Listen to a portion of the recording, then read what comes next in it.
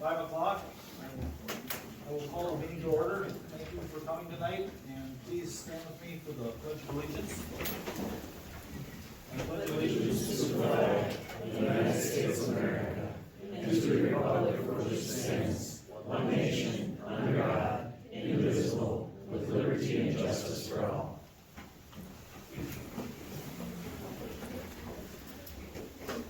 Any changes to the agenda? No, not at this time. Entertain a motion to approve. I'll make a motion to approve the agenda as presented. I'll second that. Motion's been made and second to approve agenda as printed. All those in favor signify by saying aye. Aye. Opposed, same sign. Motion carries. That will take us to public comment. Those wishing to speak must state their name and address for the record. After they are acknowledged by the board chair, each person will be limited to 2 minutes to make his or her remarks.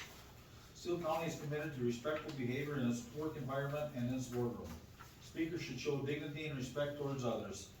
Speakers will address all comments to the board as a whole and not one individual commissioner, and will not make comments about any elected or appointed officials or staff. The board may not take action on an item presented during the public comment period unless the item is already on the agenda for action. When appropriate, the board may refer inquiries and items brought up during the public comment period to the county administrator for follow-up. Comments from speakers may be curtailed by the board chair if the speaker is argumentative, disrespectful, redundant, or repetitive. There will be no name calling or abusive language permitted. Disrespectful behavior will result in being asked to return to his or her seat or leave the boardroom. With that, I will open it up to public comment. Melissa Zimmerman, 2525 Stony Creek Drive. MEPA and NEPA are clear. Public participation must be early and often, and residents must have access to the data needed to participate. For 3.5 years, we have asked for conversations, and we were repeatedly told later. It's not time for conversations yet. Yesterday, an administrative law judge confirmed exactly what we have been saying this entire time. She found that the county failed to provide timely and appropriate access to data, failed to communicate, and failed to give residents the data required by law. She issued the maximum civil penalty, ordered compliance, and validated our concerns in detail. This ruling didn't reveal anything new to us. Requests remain unfulfilled. This simply documents the patterns that we have been raising for years, and yet the EAW was released while our data requests remain unfulfilled. The opposite of the early informed participation MEPA requires. The EAW also makes intentions very clear. The East Side Corridor was never about protecting residents. It was about taxpayers footing the bill for a $30 million driveway to publicly owned land that was originally intended for a school, so that the land can instead be developed for the benefit of a few, instead of the community as a whole. The judge put it plainly. What appears to be the issue is the county's lack of effective and ongoing communication. This ruling has set things in motion that affect every resident in Steele County and places responsibility where it belongs. Commissioners, I believe you acted based on the information you were given. Perhaps you had no reason to question it. But now, the truth is in the record. Accountability rests with you. Restoring public trust depends on your willingness to ensure transparency moving forward. So tonight, I ask a simple question. If the county could not follow the law on data access, how confident are you that the rest of this project has been handled legally, accurately, and in the public interest? You have a decision to make. You can move forward with the EAW, knowing that residents still do not have the data we need, or you can pause the EAW until the county complies with state and provides information the public is entitled to. The judge confirmed what we have been saying. We are asking you to do the right thing. Pause the EAW. Thank you.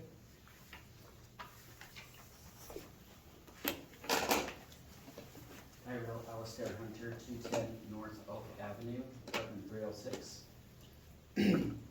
I'm also here supporting everything she just said, and I would ask that the county consider putting a pause on the EAW and giving a proper comment period after the data has been provided to the public. Anyone else?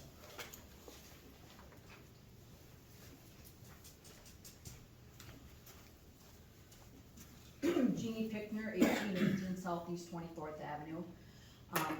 I'm just here to voice my opposition on the whole project.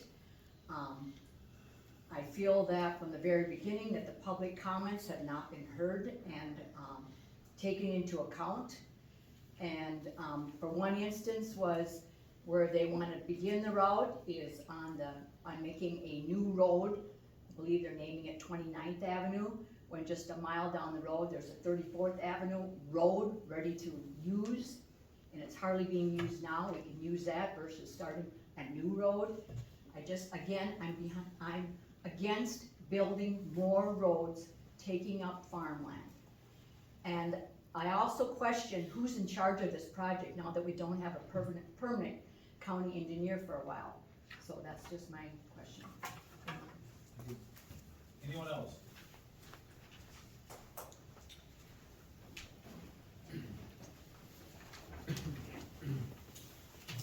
Hello, Ross Zimmerman, 2525 Stony Creek Drive, for the East Side Corridor stuff here. I'm not the one that normally stands up here, my wife is, but I've been watching the process unfold from the background for years now. Watched my wife and a lot of the residents really try to work with the county. None of them were looking for a fight. They asked for conversations, information, and a chance to be part of the process. Even from the outside, something has been very clear. Residents have been asking for basic information and basic communication for years and not getting it. Yesterday's ruling confirmed that the administrative law judge confirmed that the county hasn't been following the law on something as simple as data access, and that it's worrisome. We want to make sure that we get that data to the public before we move on with the EAW, so that we can justify the reasons, we have proper backing for it before we let it move on. As a parent, a homeowner, and a taxpayer, need to know bigger decisions are still being handled correctly. Releasing the EAW while still withholding data was wrong. It's certainly not transparent, and if the EAW itself raises even bigger concerns about what this project is really for and who it really serves. You have a chance to fix this. Pausing the EAW until the county is able to comply with the law is not unreasonable. It's responsible, protects the city and the county, it protects residents, and it protects the integrity of this process. That's what I'm asking for. Thank you guys. Thank you. Any other public comment? Any other public comment? Going twice?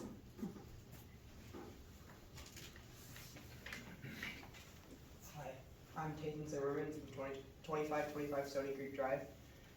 Me, being a teenager, have seen a lot of things with this project that don't seem to line up with even my understanding of the rules. And as being the oldest in our family, I am kind of concerned about the safety of this project, especially relating to children around a busy road. Thank you. Thank you. Anyone else? Anyone else going twice? 3 times public comment? Public comment is closed. That'll take us to correspondence. In your packet, trust for public land that has an intent to purchase, I think it's 117 acres just south of Owatonna here. We added on to some DNR land down there. That will take us to the consent agenda. Board's wishes on the consent agenda. Mr. Chair, I'll move for approval as presented. Second. Motion to approve the consent agenda as printed and seconded. Any discussion? If not, all those in favor signify by saying aye. Aye. Pose same sign. Motion carries.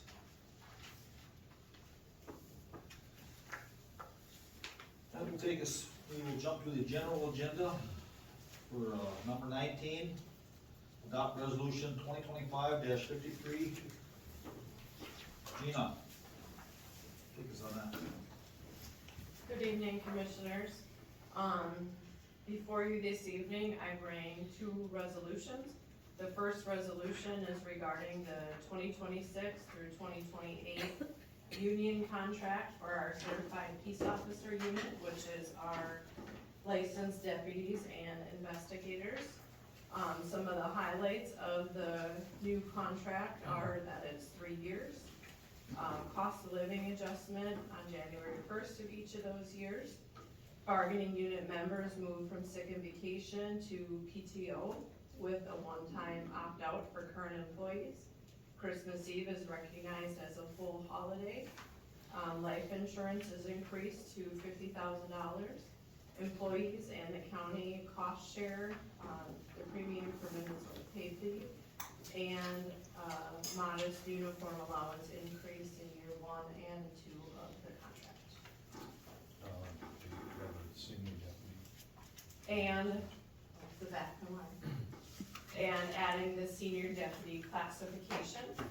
There's a list of criteria that a deputy would have to achieve to move into the senior deputy classification, including being employed by Steele County for 5 years, being a trainer or an FTO, no discipline on record, etc. Mr. Chair, I'll offer the resolution approving the 2026-2028 LELS Certified Peace Officers Unit Collective Bargaining Agreement. I'll second that. Motion's been made and seconded to approve the 2025-53 LES Certified Peace Officers Unit Collective Bargaining Agreement. Any discussion? If not, all those in favor signify by saying aye. Aye.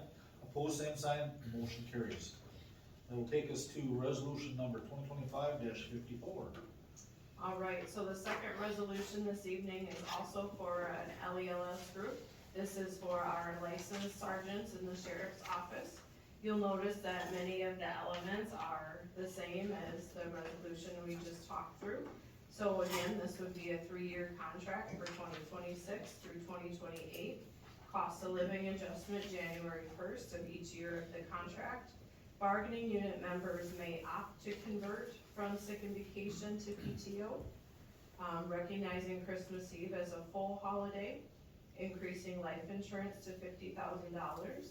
Again, a cost share of the premium for Minnesota paid leave, and the modest uniform allowance increase in year 1 and year 2 of their contract. Thank you. Board's wishes? Mr. Chair, I'll offer the resolution to approve the 2026 to 2028 County S Sergeant's Unit Collective Bargaining Agreement. I'll second that.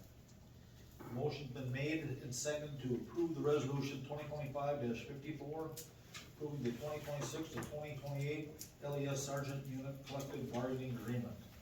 Any discussion? If not, all those in favor signify by saying aye. Aye.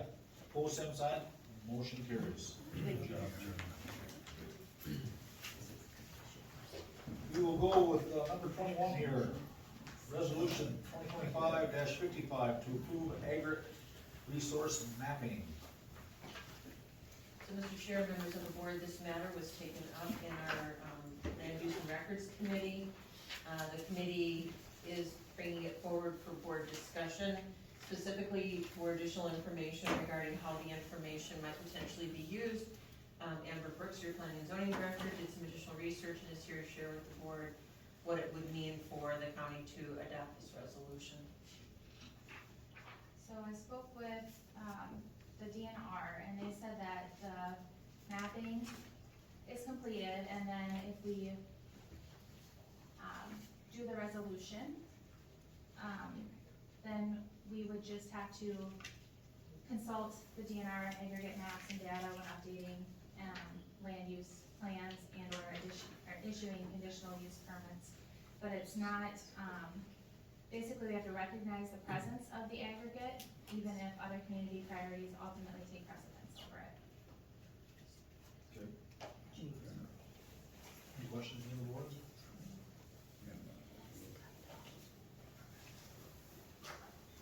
Mr. Chair, Yes. so we did discuss this in committee, and there were some, I think we were trying to weigh out the pros and cons, right? Can you refresh us on, what's the downside, if there is a downside? I think there's always that fear that if the DNR has this information, that somehow would be used to block or prohibit the county from moving forward with what would be the usual and customary practices, whether it be a new road or, you know, relocating County 28, for example, which is why then Amber reached out to the DNR to make certain that the data are being collected and used for their own purposes. But other than respecting the presence of the aggregate, we are still allowed to make the decisions that are in the best interest of the county. Thank you. So the DNR can't hinder or stop progress. Not from what I'm seeing and what their explanation of it is. You know, it feels like anytime we get DNR or another government entity involved, it muddies the water on what we can and can't do. That's the downside. What's the plus? Having the information available in the, like in the cities where, you know, there's such dense, they've built over these construction aggregate that's non-renewable resources, and so, like having the knowledge of it being there might be useful so that it's being able to be used instead of just underneath, you know, something that's been built on a house or, the road, whatever.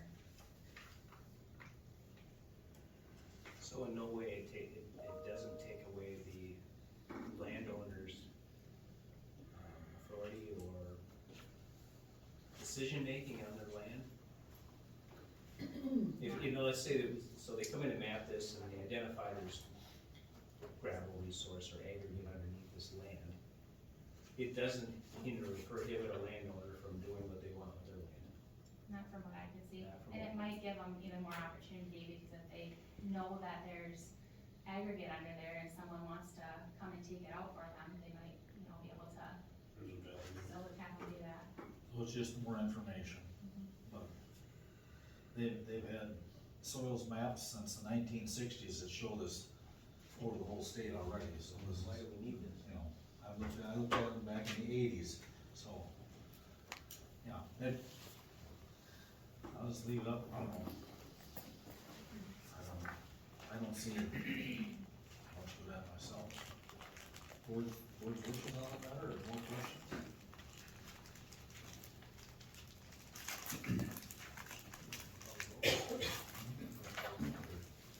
Yeah, The election probably. yeah, we need a motion, that's what I'm saying, board's wishes?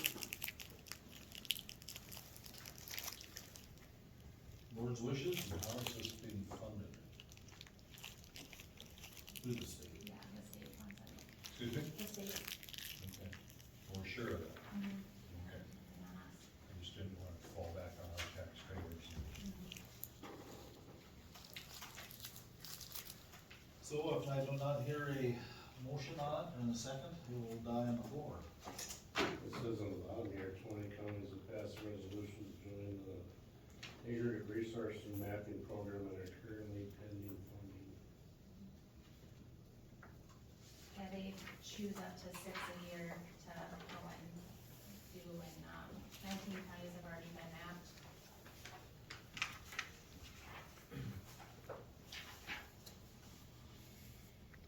Best guess is it'll be, probably wouldn't be done in 26 anyway. And it sounds like 27. it gets us on the list to be mapped eventually. But it sounds like they're going to come in and map all of them anyways, whether there's a resolution or not. It's just it gets us up further on the list to have the information quicker. But it's all funded through the state. Yeah, it's funded through, I have that. It's the Minerals Coordinating Committee and the General Fund.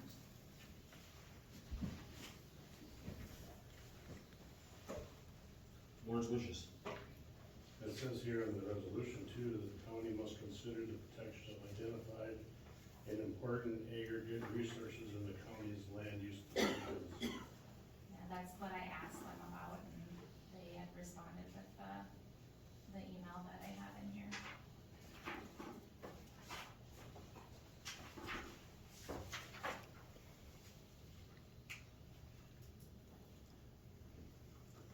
I'll ask one more time. Board's wishes, does anyone wanna make a motion and a second?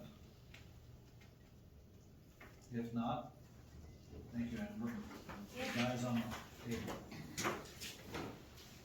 That will take us to 5:15, we have a public hearing for the 2026 fee schedule. Renee, would you speak regarding the fee schedule? Absolutely, so this is an action the board takes every year. In the months leading up to this hearing, Rebecca's been working with the department heads to make sure that all of the fees are up to date. Some fees are set by outside bodies or agencies, so many of the recorder's fees, for example, are set by the state, and so they're going through and making sure that they have the latest and greatest, so to speak, of the rates. There were a number of services that we've provided in the past historically that other counties have charged for. For example, it's fairly typical to charge a fee to notarize documents, and we do have a fair number of people that come to the administration building for that service. So we did add a $5 per document fee for that, which is typical both at the city level as well as at the county level.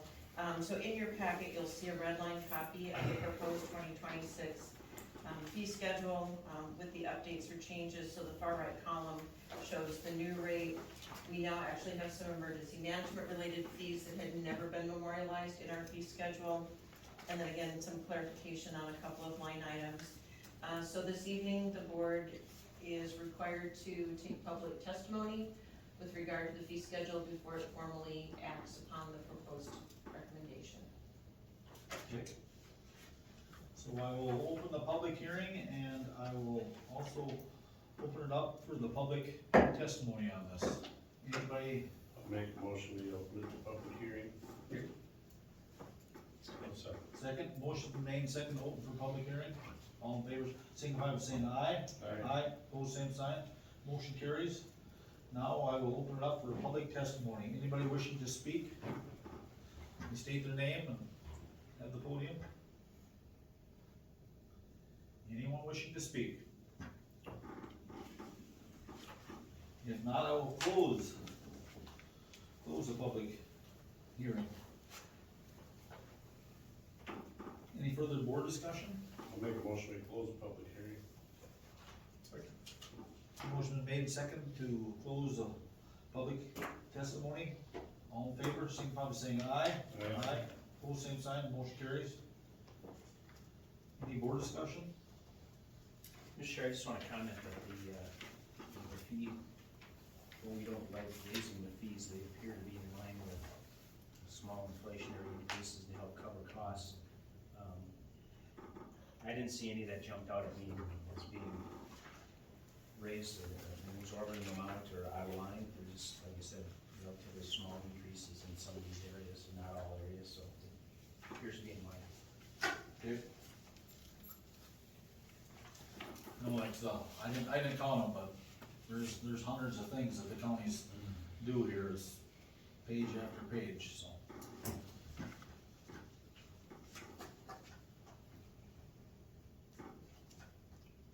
With that, I will go to, We can adopt the resolution tonight, can't we? Absolutely. Mr. Chair, I'll move the resolution to adopt the 2026 Steele County fee schedule as printed. Second.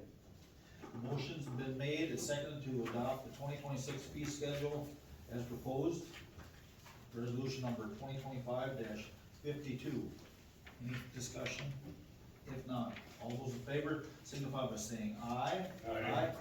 Pose same sign, motion carries.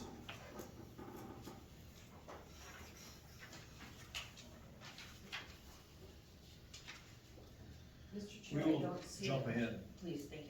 We're gonna jump ahead to, we're gonna jump over 22, we're gonna jump ahead to number 23, amend ordinance number 42 regarding cannabis businesses, tabled from the November 13th public hearing. So again, Mr. Chair, members of the board, this matter is before you to consider proposed amendments specifically related to low-potency hemp products. You held your public hearing at the last regular meeting, but tabled the matter because of some impending changes coming down from the feds with regard to those low-potency products. So I'm gonna turn it to our county attorney to kind of update the board on where we're at with the proposed federal changes, and then, we can bring it back to the board for discussion and hopefully consideration. I do have Ethan Reinfleisch and Amber Assa present this evening from our public health department as well. Mr. Chair, updates, I apologize, the last meeting was kind of quickly brought upon us that there was some changes coming.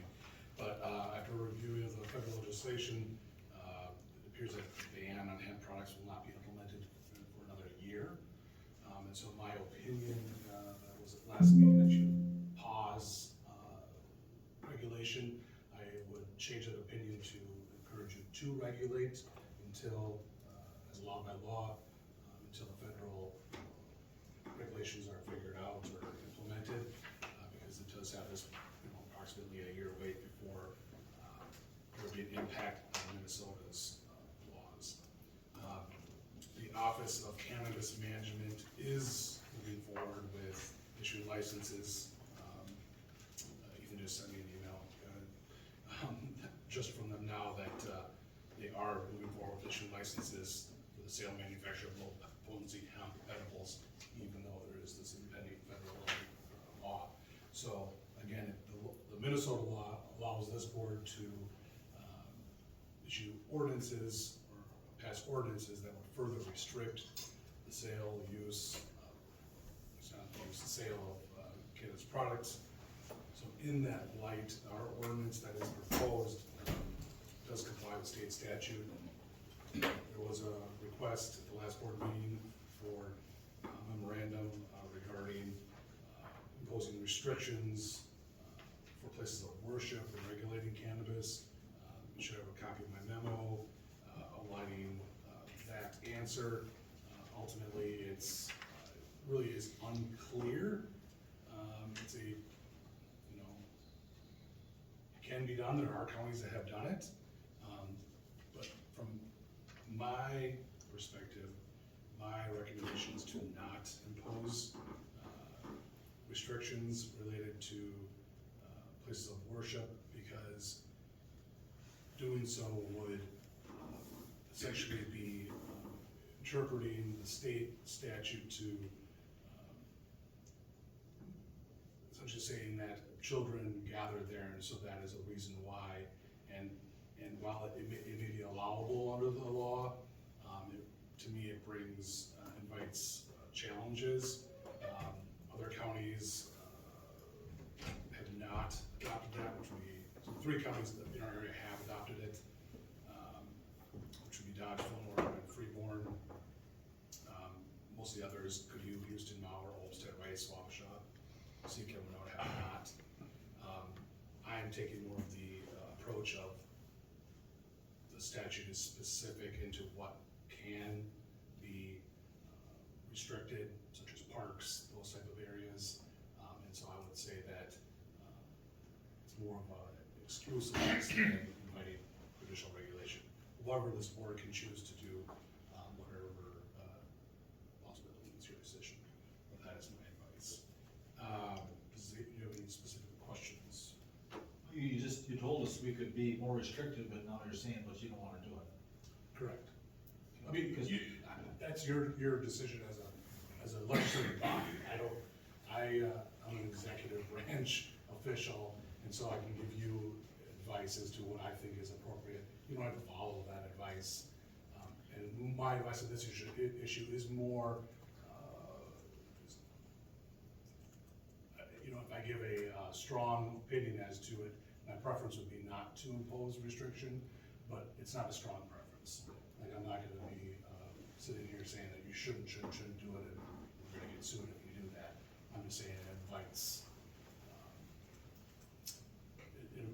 it potentially could invite challenges, given that it is more of an interpretation of state law rather than an explicit application.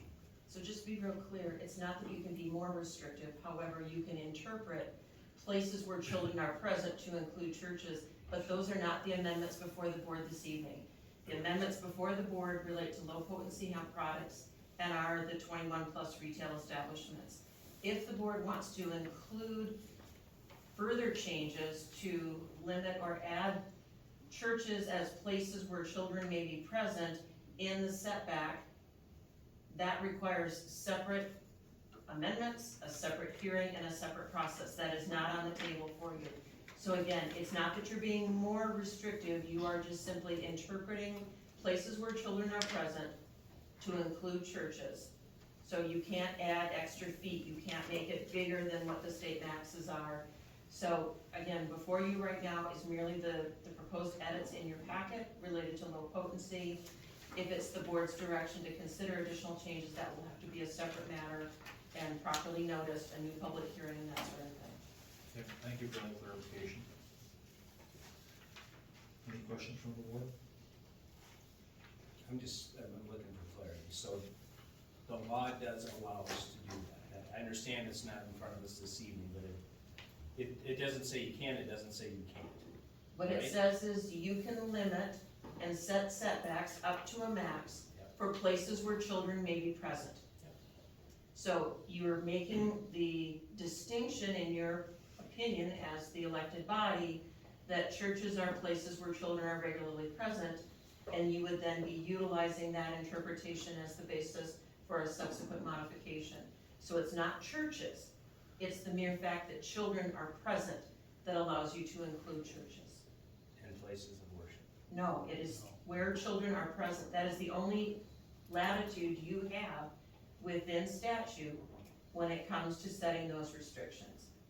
So it's how you interpret where children are present. And so on that basis, counties have taken the position that children are likely to be present at churches, and therefore they have incorporated them into the setbacks similar to schools, daycares, and parks.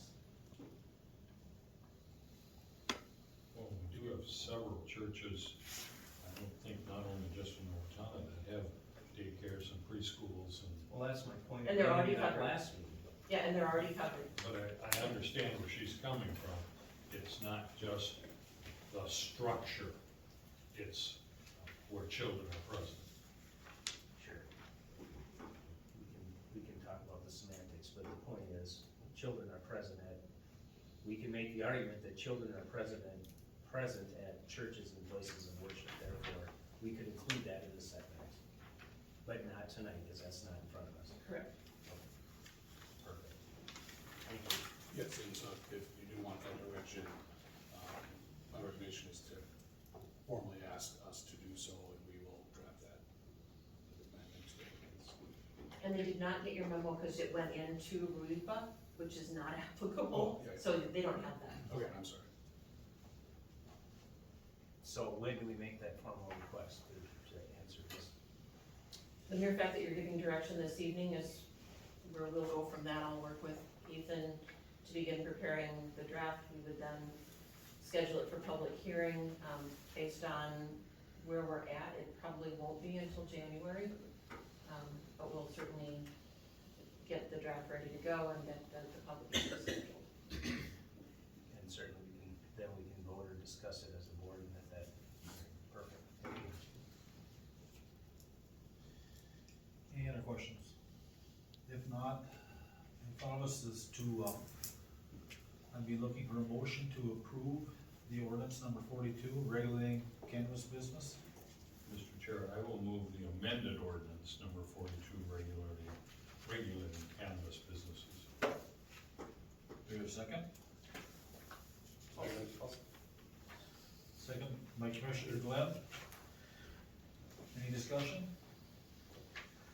If not, we have a motion to approve the amended ordinance number 42, regulating cannabis business. We'll call the vote. All those in favor signify by saying aye. Aye. Opposed, same sign. Motion carries. Okay, we had no action items to bring forward from the county work session today. Informational items, land use records committee minutes from Thursday, November 13th, are in your packet. Public safety and health committee minutes from Tuesday, November 25th, are in your packet. That will take us to commissioner reports. Mr. Krieger, you got anything else to say, Rob? I believe our attorney for the next item, I would defer to Renee. We can go back to that. Do you you wanna see if you can get her, I don't have her phone number, do you have a cell number for her? Those number emails. We're gonna see if we can bring Michelle in by a phone, Okay, she was, Those I have no report, if you're asking for a report. okay, but yeah, I was just gonna keep them going. I don't know, she's what, on her way in transit? Yeah, she had traffic and weather. Okay, so we're just gonna keep on until we get to the end of the, everything. Okay. Oh, okay. So, you go ahead and give your report then, Mr. Krieger. Okay, on the 14th, I had South Country Health Alliance Utilization Committee meeting. On the 24th, we had a budget and strategic meeting for the county, and we had a work session before tonight's board meeting. Mr. Have anything? 18th, Mid-Prairie Joint Powers Board meeting, and on the 24th, our Commissioner planning session. Okay, thank you. Renee, you have anything additional for us? no, other than we had a debrief session with the RDO convening organizers, and I think there is general interest to continue exploring the possibility of some type of regional development organization, but no specific plan of action has been adopted yet. Thank you. Commissioner Falkenbeck. On the 18th, I had a public safety meeting. On the 24th, we had our commissioner planning session. Also on the 24th, we had Spiro meeting, and then the work session before the board meeting. Commissioner Glenn. I also attended the commissioner planning meeting and the work session today. Okay. On the 18th, I had Menfrey Joint Powers meeting. The 19th, I had the Highway Union meeting, mediation. And I had the planning session for the 2026 on the 24th. That takes us to today. Upcoming meeting notices.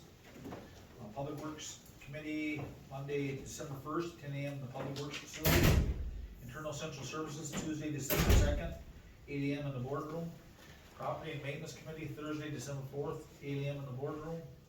Truth and Taxation, Thursday, December 4th, 6 p.m. in the boardroom. We got the AMC annual meeting coming up in Bloomington from December 8th to the 10th. Land Use and Records, Thursday, December 11th, 8 a.m. in the boardroom. Public Safety and Health, Tuesday, December 16th, 8 o'clock in the boardroom. County Board Work Session, the next one will be December 16th at 4 o'clock. And the next county board meeting will be December 16th at 5 o'clock. We have one item of business left. And Rob's on the phone trying to, we're waiting on our attorney that represented us in the Minn Prairie.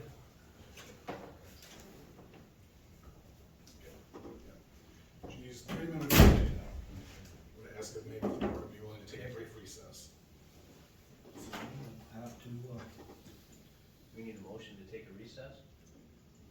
I'll make a motion that we take a brief recess until our attorney arrives to give us an update on agenda item number 22.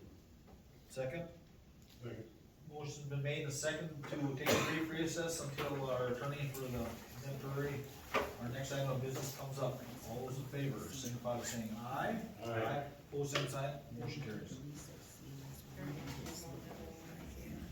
Formally withdraw from Minn Prairie, subject to the terms that the counties have agreed upon and is set forth in the settlement agreement, that is before you this evening. I'm happy to answer any questions about the settlement agreement. I know in prior, closed sessions, we've had the opportunity to discuss some of the terms already. But hopefully you've all had a chance to review what is the final version that the attorneys and staff have negotiated an agreement on. Any questions from the board on the matter?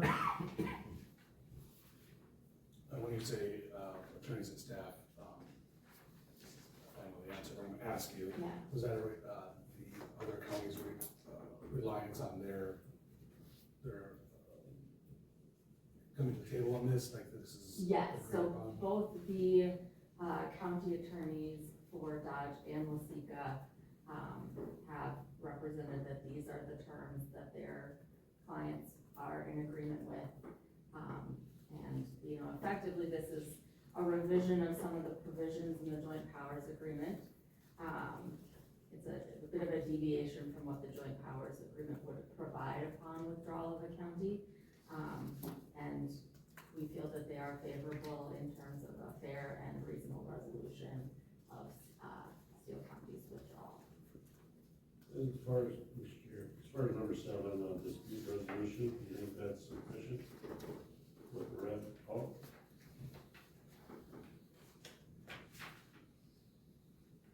I would say yes. I think that the provision that they struck is certainly not an indication that at some point in the future, if there was a dispute and informal discussions were unable to resolve it, that's not to say that we couldn't still request on behalf of Steele County that the parties do go to mediation. I think at this point in time, they're just unwilling to agree to that in writing.